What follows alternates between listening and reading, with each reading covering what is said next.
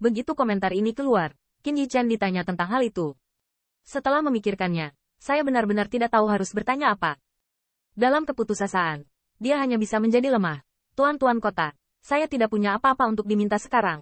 Jika ada kebutuhan untuk mengganggu tuan kota di masa depan, saya harap tuan kota dapat membantu. Zhan Jinrong dengan ringan mengangguk. Meskipun negosiasi ini gagal mencapai hasil terbaik yang diharapkan, tapi itu tidak buruk.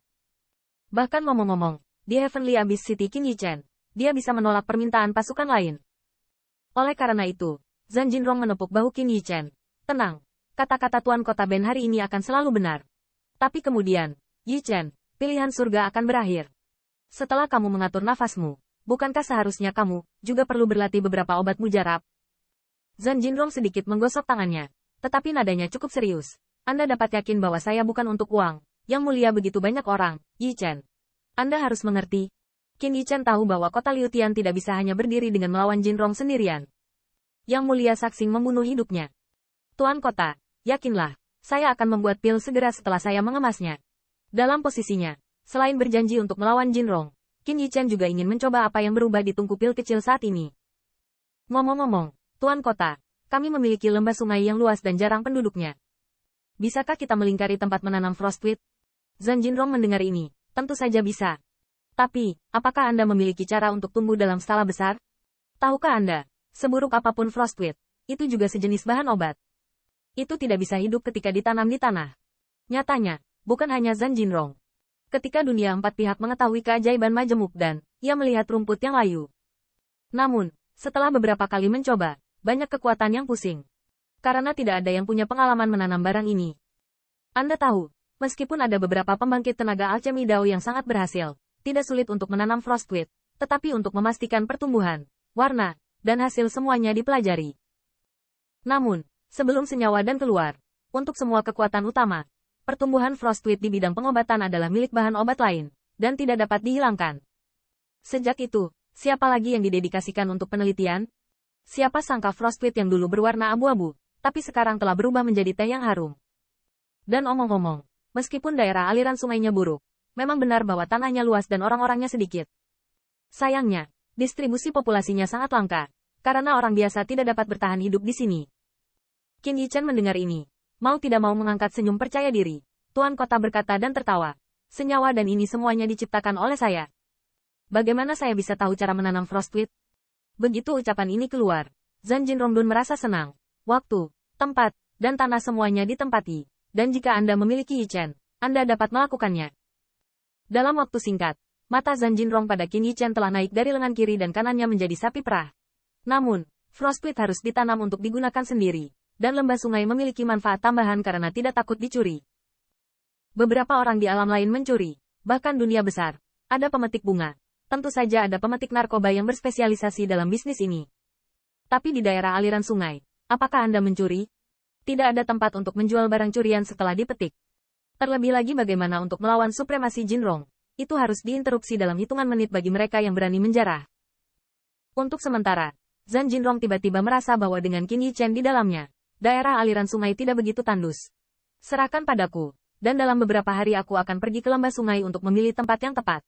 Qin Yichen mengurus ini, lagi pula. Itu terlalu buruk untuk membiarkan pembangkit tenaga listrik Immortal Monarch yang bermartabat secara pribadi mengolah ladang.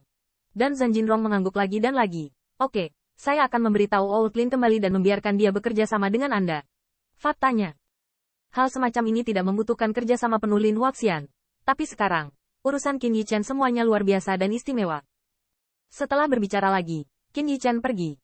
Sekarang malam telah tiba, dan dia tidak sabar untuk mencoba tungku pil kecil.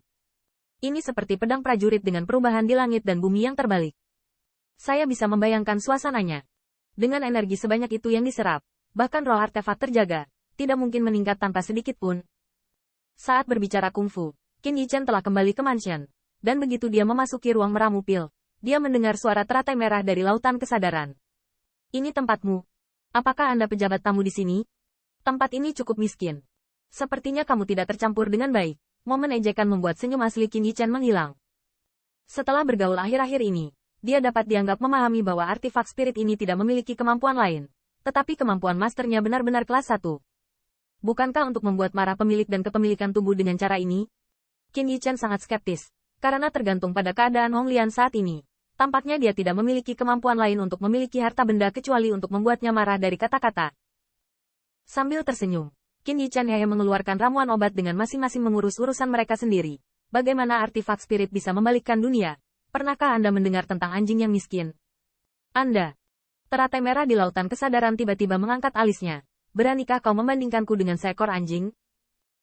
Qin Yichan segera melambaikan tangannya. Jangan, saya tidak menghina anjing itu. Hong Lian segera menjadi tidak senang. Dan Tan Lips mencibir.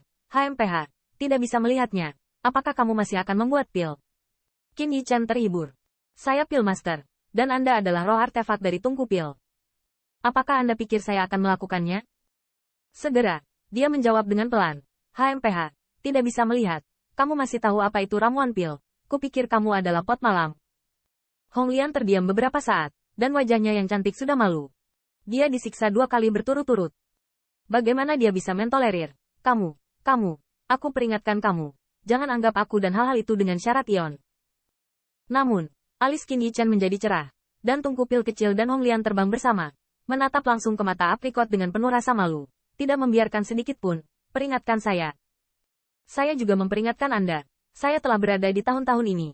Tetapi butuh banyak upaya untuk membangunkan Anda. Jika Anda tidak meningkat sedikit, dan saya tidak membutuhkan tangan lain, saya akan mengembalikan Anda ke bentuk aslinya. Belum lagi yang lainnya.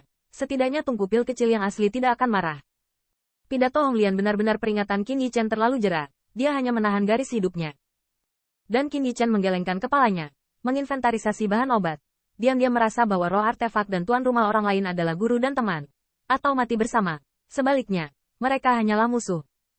Hanya setelah refleksi Qin Yichan, dia akhirnya memutuskan bahwa masalahnya bukan pada dirinya sendiri. Tapi dia tidak melihat Hong Lian melihat ramuan-ramuan obat, dan kemarahan yang baru saja dikalahkan berubah menjadi cibiran. Bahan obat macam apa ini semua? Dan apakah layak menggunakan tungku pil untuk membuatnya? Dia. Tangan Qin Yichan berhenti. Sayang sekali. Berani membenci senyawanya dan... Segera, Qin Yichan mengangkat kepalanya dengan penghinaan yang sama di sudut mulutnya, di mana roh artefak yang melompat keluar, dan berani meningkatkan tanpa malu-malu.